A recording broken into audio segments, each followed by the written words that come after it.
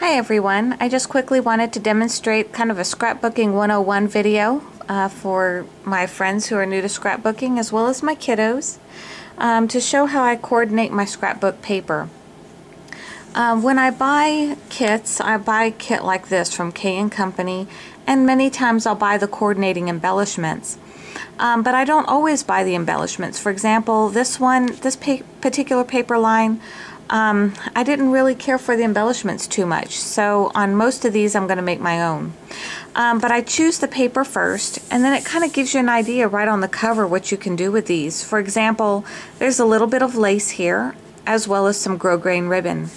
So what I did is I went over to their lace department. First of all, the paper pack was 50% off, so this is $9.99, but it was actually $5. Their ribbons and trims were also 50% off. Not in the scrapbook section, but in the sewing section instead. And it's really a lot more value to go ahead and pick these up there instead of the scrapbook section. For instance, this one here is $2.99. So 50% off, it was about $1.50. And this is that gathered ribbon. What I do with these is I'll either tea dye them myself or I color them with my magical micas. And I'll demonstrate how to do that here shortly. They also had the white grosgrain ribbon instead of the red, but again you can dye these. This one here, for example, $1.99 for 15 feet. That means that's 5 yards. 5 yards for $1 instead of 1 yard for $1 at the scrapbook section. I also found this crocheted-like trim, and again this can be tea dyed, or it can be distressed, or it can be colored with magical mica sprays as well. Okay, so I'll get to those in 1 minute. The other thing I do when I coordinate my cardstock is, you know those racks behind you that are covered and full of all these solid colored papers? And a lot of beginners tend to avoid those racks because they don't know what on earth to do with those. Sometimes they're 4 for $1. Today I found these for 6 for $1. So I got 18 sheets of cardstock for $3. Now what I do is I'll find the paper pack, or I'll bring the paper pack with me. If I already bought it, I'll take a couple sheets out and bring it with me to the store inside of a page protector. And I'll walk down the aisle and I'll say, that color looks pretty good with it. So I'll go ahead and pick up the pink. I also really liked the dark green with it. It's a really beautiful match, isn't it? I also liked the lighter green. You're fine. There we go. So what I do also is I'll find a page in here. For example, I really like this page because this page has a lot of different colors in it. Let me zoom in. So this has a lot of different colors that I can go back and compare to. So for example, oh, I'm sorry, I hit the camera. Here's a brown. And see, that's a really close match. Here's a lighter brown. I'm sorry, I'm creating quite the shadow here. So that coordinates pretty well as well. And then I also needed some cream because there's a lot of different blank space prints and things like that here. So I picked those up. So have you ever done this? You pick up these multi-cardstock stacks and you end up with a ton of orange left. That happened to me. I used to buy those Die Cuts with a View cardstock stacks, and I found out that I would end up with tons of hot pink or lime fuchsia fluorescent green or bright orange, and then I'd go buy another stack of Die Cuts with a View cardstock, just plain cardstock, and then in the end again end up with more orange and more lime green.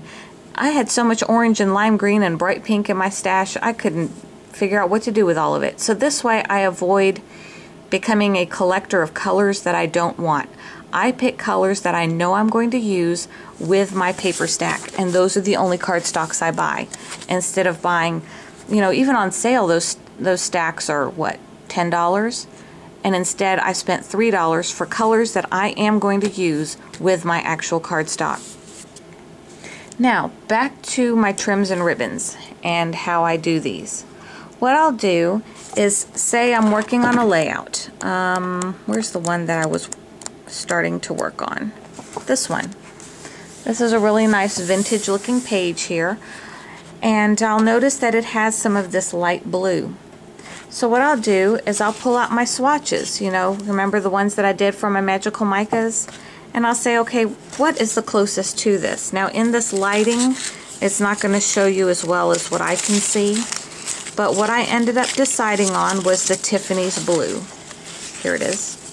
Okay? So what I'll do is I'll put my swatches up to the colors, and for this particular one, the Tiffany's blue ended up looking really nice.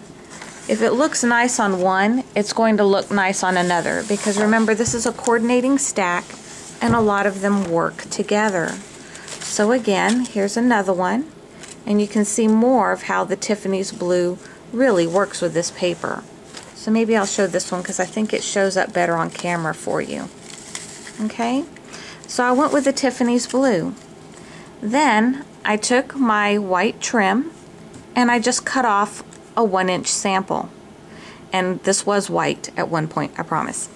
So then what I do is, I managed to lose my mini mister. Sorry guys, I don't know what I did with it. I fill my little mini mister. Oh, here it is. As I hit the camera again, I fill my mini mister with about 3/4 of the way full of water. I took a scoop of my Tiffany's blue magical mica and I shook it all up inside of that. Let me find that paper again. Where'd it go? I lost it. Let's see if I can find it again. Here it is. Okay. So I took this, and once I sprayed it, it looked like this, and I used my heat gun, and it looks really nice. So after I'm happy with the color that I'm using and I've done my swatch and everything looks good, I'll go back and spray a bigger one like this. Now what I also chose to do on this one is the particular page I was working on has a lot of brown. So it looks distressed with the brown. So I added some distress ink to my ribbon as well. So now I have a ribbon that I can use with my page that I made myself to coordinate with the paper, and it'll actually coordinate with more than just this one page. So I hope that kind of gives you some tips on how to coordinate your cardstock with limited waste, as well as how you can really find discount ribbons to coordinate on your pages and how you can really make them yourself. Here's another page that it'll look really well with. Here's one that's like a map, and it has a lot of the blue because of a lot of water. It also has the browns, so it coordinates really well with that as well. So thanks so much for watching, and I hope this helped you out, and I will show you more of those layouts when I finish them.